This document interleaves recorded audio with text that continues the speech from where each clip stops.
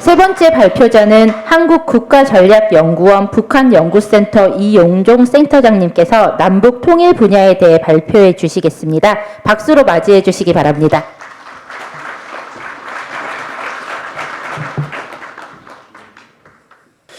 북한 내부 정세 그리고 통일 과정에서 우리 이북오도위원회가 어떤 일을 할 수 있을까? 탈북민 또 우리 실향민 분들이 어떤 일들을 할 수 있을까? 이런 부분인데요. 저는 오늘 이제 말씀드리려고 하는 것은 남북 관계를 앞서 두 분이 이제 말씀해 주셨지만은 관계라는 측면에서 좀 살펴볼까 합니다. 그래서 두 가지인데요. 한 가지는 남북한이 뭐 우리가 6.25 전쟁도 치르고 했습니다마는 냉전 시대 못지않은 당연히 또 지금 정세를 여러분들이 잘 엄중하게 인식하고 계시겠지만 신적대 시대에 돌입했다. 그래서 남북 관계가 다시 풀려서 뭐 남북이 교류하고 이산 상봉을 하고 이러는 상황에 대한 미련을 우리가 잠정적으로 접어야 되겠다. 이런 말씀을 드리고 또 한 가지는 이산가족 문제와 관련해서는 사실은 우리가 이미 골든타임은 놓쳤다. 지나가 버렸다. 그런 말씀을 드리고 싶습니다. 이게 뭐 다른 어떤 그냥 일반적인 말씀을 드리는 자리라면 모르겠지만 여기 우리가 다 이해 당사자고 저도 이제 선친께서 한북 청진 출신이시고 결국에는 이제 이산의 한을 풀지 못하고 가시고 이렇게 했는데 그런 좀 엄중한 생각을 가지고 우리가 이제 남북 문제라든가 북한 문제를 봐야 되겠다 이렇게 생각을 합니다.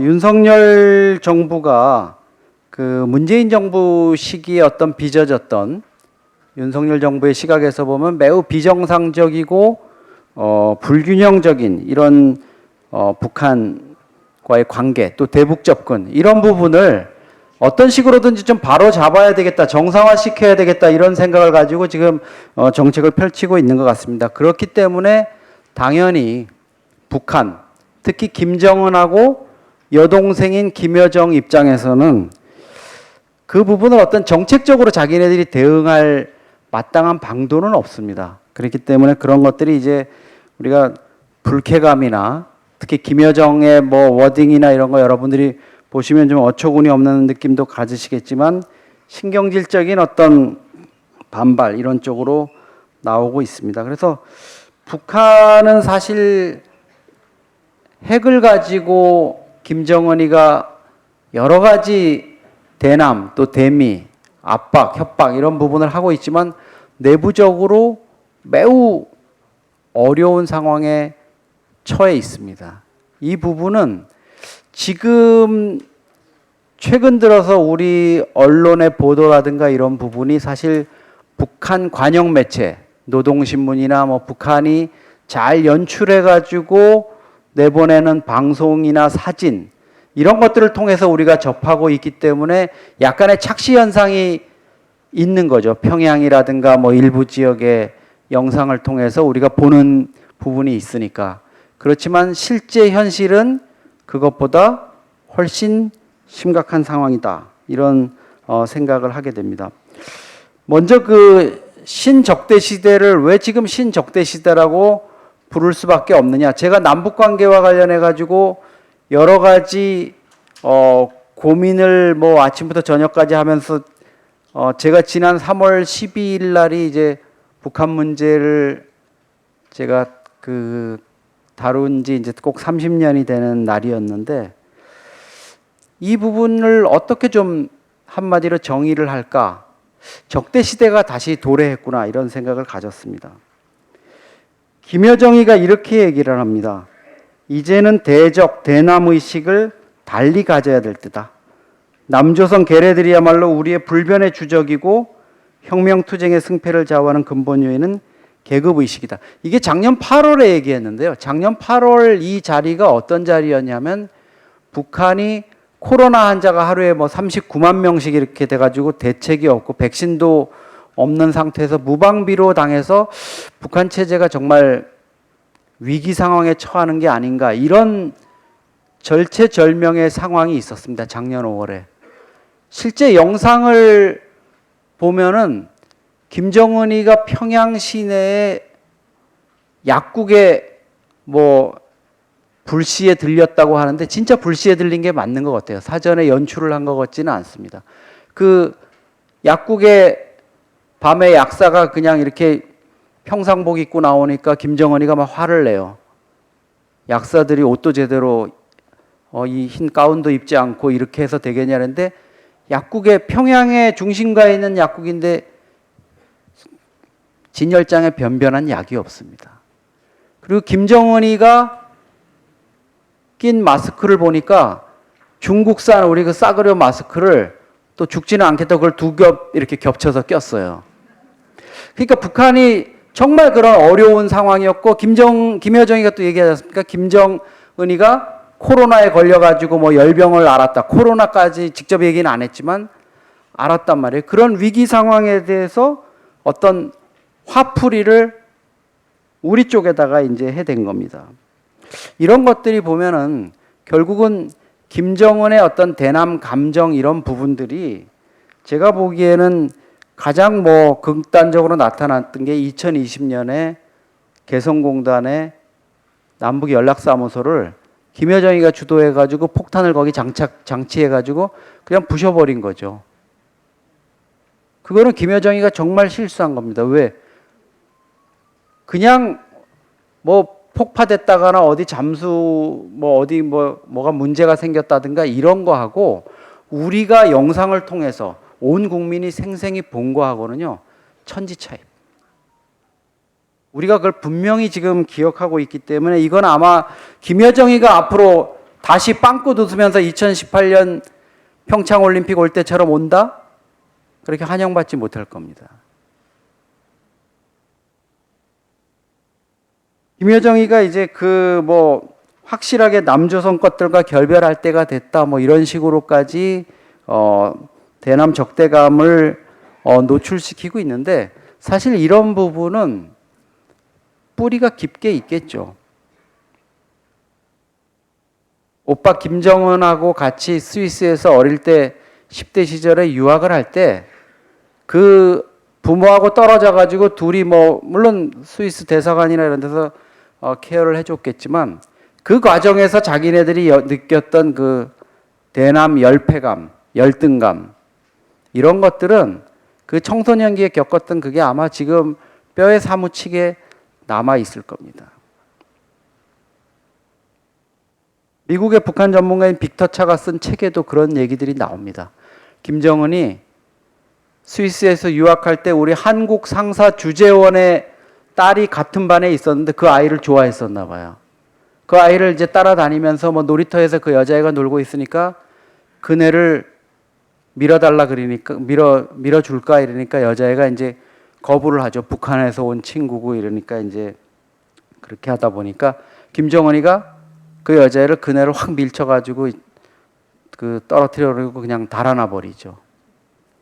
그런 부분들이 어떻게 보면 지금 김정은, 김여정이 저렇게 뭐 아나무인격으로 우리 대남 인식이라고 할 수 있죠. 그런 인식을 바탕으로 해서 어떤 지금 대남 정책에도 이런 것들이 적대 정책에도 투사가 되고 있다 이렇게 볼 수 있습니다. 윤석열 대통령이 이제 작년 5월 취임사에서 뭐 담대한 구상 이래서 북한이 호응한다면 여러 가지 북한에다가 인센티브를 줄 수 있다 이렇게 얘기했지만 북한이 계획하고 있던 행보하고 윤석열 정부가 출범하면서 이렇게 생각했던 거하고 좀 사이클이 맞지는 않았습니다. 그래서 지금 이제 핵 미사일 도발과 관련한 부분 때문에 지금 단돈 1원도 줄 수 없다 뭐 이런 식으로까지 윤석열 대통령도 지금 강하게 북한에 대해서 대응을 하고 있는 이런 분위기입니다. 또 하나의 부분은 이제 핵 부분이 있는데요. 우리 양옥 박사님이 잘 설명을 해주셨습니다만은 사실 김정은 입장에서 보면 아까 그 핵이라는 게 쓰기 전에 그래 칼로 말하면 칼 휘두를 때보다 칼집에 넣어 가지고 있을 때가 더 무서운 이런 상황이 이제 핵무기라고 볼 수 있는데 김정은 입장에서 지금 보면은 제가 뭐 핵무기의 어떤 위력이나 능력, 북핵에 대한 어떤 경계심 이런 것들을 낮춰보자는 말씀이 아니고 김정은 입장에서는 이런 생각도 할 것 같습니다. 밤에 애들 다 재워놓고 혼자서 이제 잠 안 오겠죠. 이게 도대체 뭐에 쓰는 물건이냐 이게. 이게 할아버지 때부터 3대에 걸쳐서 지금 쫄쫄 굶으면서 만들어 놨는데 야 그러면 이거를 내가 정말 홧김에 뭐 한번 혼을 내주겠다 그러면 이걸 터트려서 쓸 수 있냐? 안 되지 않습니까? 김정은이 너무나 잘 알겠죠. 갑자기 서울에다가 어디 뭐 부산에다가 터트린다고요? 서울에 또 대한민국에 와 있는 중국 유학생들이 몇 명입니까? 그 애들이 다 중국의 뭐 지방 성장에 뭐에 해서 다 거기서는 내노라는 집안의 딸들이고 아들들인데 김정은이가 글쎄 뭐 갑자기 그 상상하기 쉽지 않을 겁니다. 김정은 입장에서 보면은 그 부담을 떠안고 뭐 제가 너무 나이브한 수준에서 말씀드리는 건지는 모르겠습니다만 또 하나 김정은 입장에서 보면 야 이거 윤석열 대통령이 뭐 담대한 구상이니 이래가지고 북한에 대한 정책을 얘기했는데 야 대통령은 그렇다 치고 이거 남조선 국민들이 너무 담대하다. 내가 이걸 핵탄두까지 꺼내가지고 이렇게 보여주고 이러는데도 하루 뭐 잠깐 신문에 나고 뉴스에 뭐 한 편, 두 편 나고는 그리고는 또 이 사람들은 국회는 국회대로 싸움박질하고 뭐 일상에서 너무 잘 돌아가는 거죠. 거기에 대한 어떤 김정은, 김여정의 어떤 열패감이 있지 않습니까? 그 부분이 저는 어떤 대남 적대감 이런 걸로 나타난다고 봅니다. 여러분 생각해 보십시오. 한미 정상회담이 뭐 26일 날 열린다 그러는데 지금 한류 문화가 전 세계적으로 바람을 일으키고 있고 미국 대통령이 와서 삼성 반도체 공장을 제일 먼저 찾고 배터리나 뭐 전기 자동차 또 인공지능 이런 부분을 가지고 전 세계 정상들이 모여 가지고 어떻게 살아야 될 거냐, 코로나 이후에 어떻게 살아야 될 거냐 이런 것들로 연일 모여서 얘기를 하는데 거기에 김정은이 설 수 있는 자리가 단 하나라도 있습니까? 중국 시진핑, 러시아 푸틴이 김정은을 뭐 그렇게 우방이라 그리고 뭐 혈맹이라 그리고 이렇게 얘기하면서도 단 한 번이라도 그런 정상회담 자리에 끌고 가가지고 얘도 좀 봐주세요. 얘들도 무슨 잠재성이 있을지도 몰라요 하고 얘기해 줬습니까? 그 소외감이나 그 열패감을 김정은이 아마 감당하기가 쉽지 않을 거다 이런 생각을 합니다. 후계 문제 하나를 더 짚어드리겠습니다.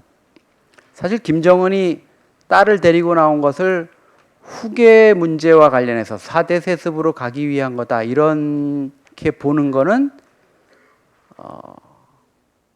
넌센스입니다.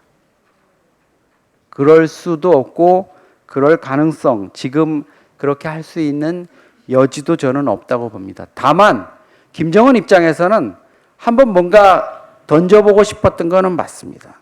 그리고 갑자기 왜 작년 11월 그때 나왔을까 궁금하시죠? 9월 달에 이상한 사건이 하나 있었지 않습니까? 9월 8일 날 북한 정권 수립 기념일 행사를 하는데 갑자기 북한 TV 카메라가 어떤 여학생 하나를 10살 남짓한 여학생 하나를 유심히 비추고 자꾸 주목해서 비치니까 영국 언론이 그게 김정은 딸일지도 모른다고 썼죠. 난리가 났었지 않습니까? 결국은 아닌 걸로 밝혀졌죠. 그 영상 보면 아닐 수밖에 없습니다. 이설주가 그 여자애한테 이렇게 다가가서 인사를 하는데도 얘가 그 엄마라면 도저히 그럴 수 없는 행동을 해요. 10살짜리가. 근데 그 오보 사태를 보면서 북한은 뭔가 힌트를 얻은 것 같아요. 그렇다고 그런 문제를 김정은 밑에 있는 당 간부가 따님을 한번 내세워가지고 이렇게 한번 쇼를 하는 게 좋겠습니다. 이랬다간 당장 갖다 묻어라 이러겠죠. 제가 보기에는 김여정 머리에서 나온 것 같아요. 김여정이 그런 남쪽 언론의 동향이나 이런 거 보면서 제 김주에 제 한번 이렇게 한번 해보는 것도 재미있을 것 같아요. 이렇게 해서 한 것 같습니다. 김주애는 왜 김주애인지 아시죠? 이름이. 이설주의 주자에 사랑한다 애자를 써서 이름을 그렇게 붙였답니다. 네. 김정은 김정은 다 마음에 안 들지만 한 가지 딱 마음에 드는 건 있어요. 아버지, 할아버지하고 달리 그래도 이설주 정혼을 하고 해서 계속 데리고 다니고 아직까지 다른 이런 잡음이 안 나는 거. 그거 하나는 또 아직도 이렇게 커플 손목시계 차고 다니는 거 보면 괜찮은 것 같습니다. 그래서 그 부분이 그럼 4대 세습 행보였으면 계속 가야 되거든요. 근데 자꾸 눈치를 봅니다. 김정은이가. 처음에 나올 때는 작년 11월 나올 때는 사랑하는 자제분 이렇게 합니다. 그럼 김정은의 입장에서 사랑한다는 얘기겠죠. 근데 그 다음에 존귀하신 자제분 이렇게 나옵니다. 이거는 북한 주민이나 당 간부들 입장에서 이제 받들어 모셔야 되는 존재가 된 거죠. 존귀하는 자제분. 그러다가 갑자기 사랑하는으로 갔다가 3월달 지난달 들어서는 애 얘기가 없어요. 애는 영상에 나와가지고 아버지를 따라다니는데 애에 대해서 얘기를 안 해요. 존귀하는 이런 것도 얘기 안 하고, 그리고 사진도 뒷모습, 밀려난 모습 이런 것 좀 보여주다가 결정적인 게 뭡니까? 3월 27일 날 김정은이가 핵 무기를 들고 나왔지 않습니까? 핵탄두를 보여줬지 않습니까? 김정은이가 그동안에 김주애를 데리고 나와서 한 얘기가 뭐냐면, 핵을 개발하는 거 너희 같은 미래 세대를 위해서다. 너희들이 미제국주의자들한테 위협받지 않고 살기 위해서 하는 거다 이랬으면은 핵탄두를 보여주는 자리에 그 결정적인 장면에 딸을 데리고 나왔어야죠. 그래서 제가 보기에는 김정은이 지금 이제 좀 분위기를 보면서 부정적인 여론이나 이런 것들 보면서 좀 분위기 파악을 하는 중이다 이렇게 볼 수가 있겠습니다. 이산가족 문제 관련해서 아까 제가 골든타임을 놓쳤다 이러니까 야 저놈의 자식이 저게 무슨 말도 안 되는 소리를 하냐. 내가 지금 오매불망 기다리고 있는데 지금 아직도 건강하셔서 정말 복 받으신 거죠. 북한의 가족들 만날 날을 기다리시는 어르신들 계십니다. 그런데 이산상봉이 벌써 2018년에 열리고 아직 열리질 않고 있는데 이산상봉장을 이제 가보면은요, 정말 죄송한 말씀이지만 제정신으로 만나는 가족이 몇 가족 없습니다. 100개의 테이블이 있으면 정말 건강하셔가지고 정신도 멀쩡하시고 이래서 북한의 가족들 어릴 때 헤어진 70년 만에 만나서 이렇게 알아보고 인사 소식 전하고 이럴 수 있는 분 5테이블 안 될걸요. 여기 추첨으로 하니까 여기 조카가 가서 만나고 이렇게 해가지고 무슨 의미가 있습니까? 한 2시간 상봉인데 한 10분 만나면 할 얘기도 없어요. 김정은이가 김일성이나 김정일 같은 경우에는 그래도 이산상봉에 대한 마인드가 있었던 것 같아요. 본인이 그런 것들을 겪고 했으니까. 근데 지금 이 김정은이나 김여정의 머릿속에는 이산가족 이런 거 없습니다. 여러분 아시지 않습니까? 여러분들 2세, 3세 아들, 손자들이 북한의 가족에 대해서 만나야 되고 이산 이런 의식이 없지 않습니까? 꼭 실향민이 아니더라도 야 종중 행사에 한번 이번에 종친회 행사 가자 이러면 아들 손주가 갈라 그러나요? 아무 생각 없죠. 그래서 제가 말씀드리고자 하는 거는 이제 이산가족 상봉 부분 우리가 뭐 이산가족의 날도 제정하고 이렇게 됐습니다만 사실 이산가족의 날이 힘을 받아가지고 가기에 쉽지 않은 상황들이 많이 있습니다. 그래서 사실 생사 확인이나 상봉, 재결합 뭐 이렇게 가야 되는데 그 프로세스를 제대로 가기가 쉽지 않은 상황으로 점점 가고 있습니다. 그래서 제가 이제 예전부터 생각하고 있던 이제는 통일부, 행정안전부, 뭐 적십자 이런 데서 뿔뿔이 나눠 가지고 할 생각하지 말고 정부가 이산가족 교류 재단 같은 거를 제대로 하나 만들어서 거기에서 이산 상봉 문제도 추진을 하지만 여기 돌아가신 어르신들을 고향 땅에 유해라도 봉안해서 모실 수 있는 이런 방안들도 좀 이제 창의적으로 시대 변화에 맞게 좀 추진을 했으면 좋겠다 이런 생각을 합니다. 네, 감사합니다. 끝으로 이제 탈북민 부분만 말씀드리려고 하는데요. 저는 사실 최근에 되게 고무적인 일을 보고 있습니다. 제가 청진 시민회를 나가봤는데요. 과거에 사실 저희 선친 모시고 나갈 때만 해도 한 어르신들 한 20분 정도가 동보성에서 짜장면 한 그릇 드시고 헤어지는 그런 게 전부였는데 최근에 가니까 한 100명 정도 모이셨더라고요. 근데 절반 이상이 젊은 탈북민 분들이나 이런 분들이 오셨어요. 근데 예전에는 이북 5도에 계신 분들 또 실향민 분들이 탈북민하고 이렇게 섞이는 거를 조금 고개를 갸웃하셨었는데 이제는 어르신들이 그런 것들을 받아들여서 이렇게 가는 그런 분위기를 이제는 수용을 해 가시는 것 같아요. 아마 우리 뭐 윤석열 정부 들어서 그런 변화를 감지를 하실 겁니다. 우리 조명철 의원님께서 전 의원님께서 지사로 이렇게 맡으셔가지고 또 활동을 하고 이러는 것들이 제가 말씀드린 그런 분위기, 이 실향민 사회와 탈북민 사회가 융합으로 가는 그런 어떤 상징적인 거라고 생각을 합니다. 제가 보기에도 저도 뭐 어디 모임이나 이런 데 가면 탈북민 청년들 보면 여기 청진에서 온 친구 누구니 이러면 손 많이 들죠. 청진 사람들이 많이 있으면 그럼 그렇게 얘기합니다. 야, 나도 탈북민 2세다. 우리 아버님은 조금 눈치가 빠르셔가지고 김일성 정권 들어설 것 같으니까 이게 이거 못 살겠다 해가지고 오신 거고 조금 늦게 오신 이런 것들이 있다 이런 설명을 합니다. 그래서 이 부분들이 오늘 우리가 이북오돌위원회 정책 포럼도 사실 첫 행사입니다만 앞으로 계속 좀 발전해 나갈 수 있는 가능성을 아마 그런 부분에서 찾을 수 있겠다 이렇게 생각을 하면서 제 말씀을 마치겠습니다. 감사합니다.